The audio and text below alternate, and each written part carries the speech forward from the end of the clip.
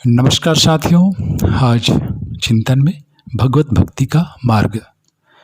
ब्रह्मानुभूति भगवत अनुभूति को उपलब्ध संत एकनाथ की ब्रह्मनिष्ठा, ब्रह्म दृष्टि व ब्रह्म भाव को उनके चरित्र में पग पग पर दृश्यमान होते प्रतीत होते हैं। करुणा, प्रेम, क्षमा, शांति, निरहंकारता, निर्विकारता, निसंगता, हरिभक्ति व परोपकार आदि गुणों से ओतप्रोत उनका जीवन भगवत भक्तों व भगवत अनुरागियों को पग पग पर भगवत रस का पायपान कराता है। संत वस्तुतः उन्हीं को कहते हैं जो केवल कहते नहीं वर्ण करके दिखाते हैं। बौद्धों को मोक्ष और मोक्षों को मुक्त करने के लिए ही उनका जीवन होता है। जैसे गंगा सागर से मिलने जाती है पर सागर की ओर जाती हुई वह जगत का पाप निवारण भी करती जाती है। वह अपने दोनों ओर के वृक्षों को अपना अमृत जल पिलाती जाती है। वैसे ही संत अपने ज्ञान के अमृत से जगत का पाप निवारण करते हैं और भक्तों के हृदय में भगवत प्रेम को अधिक से अधिक प्रगाढ़ करते जाते हैं। जो आत्मस्वरूप को प्राप्त संत हैं वे अपने सहज कर्मों से संसार में बंधे बंधों को छुड़ाते, डूबे हुए को उबारते और मुमुक्षुओं के लिए मुक्ति का मार्ग प्रशस्त कर जाते हैं।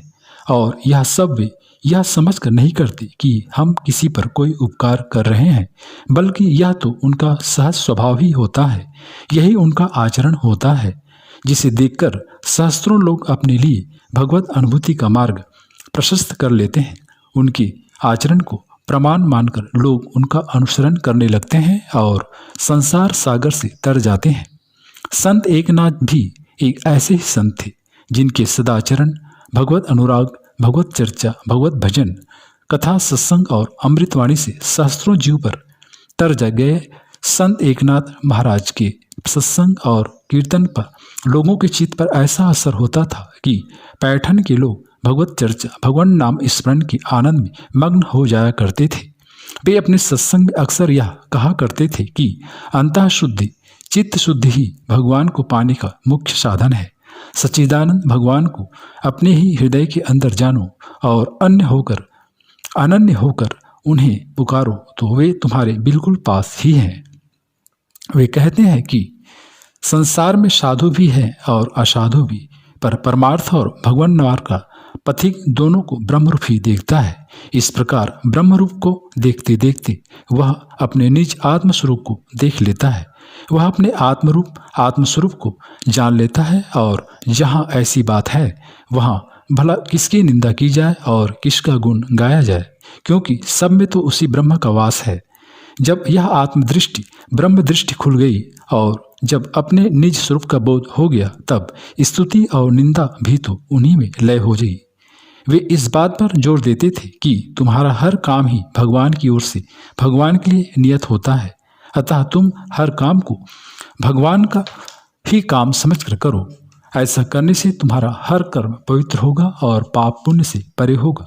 वे अक्सर अपने सत्संग में कहते हैं कि भगवान जब साधनों के साध्य हैं और सभी प्राणियों में भगवान को देखकर सर्वत्र अखंड ब्रह्म बुद्धि को स्थिर रखना और सबके कल्याण का उद्योग करना, अर्थात लोक संग्रह और लोकोपहार में तन मन प्राण अर्पण करना ही सच्ची हरिभक्ति है, सच्ची भगवत भक्ति है। समदर्शी, निरपेक्ष और निरहंकारी होकर सभी प्राणियों में भगवान उपस्थित हैं, ऐसा जानकर जो लोकोपकार होता है, परोपकार होता है, वही उत्तम हरिभजन है, भगवत जन है, भगवत सेवा है।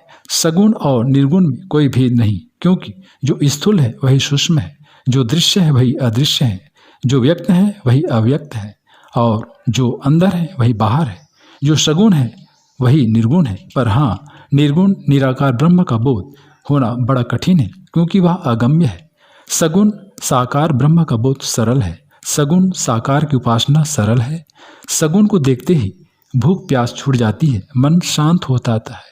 जो नित्य सिद्ध सच्चिदानंद है, प्रकृति से परे परमानंद है, वही आनंद भगवान अपनी लीला से सगुण हुआ है।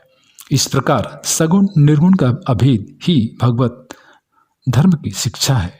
मित्रों, सचमुच बड़ी अद्भुत है संत एकनाथ की अमृतवाणी और भागवत धर्म की शिक्षा। उनके इस उपदेश का अनुपालन व उनके दिखाए पथ का अनुसरण कर कोई भी साधक अपने लिए मोक्ष, मुक्ति, आनंद और भगवत प्राप्ति का मार्ग प्रशस्त कर सकता है। इसमें कोई संदेह नहीं। श्रेष्ठ पथ का अनुसरण ही साधक के लिए अभिष्ट है।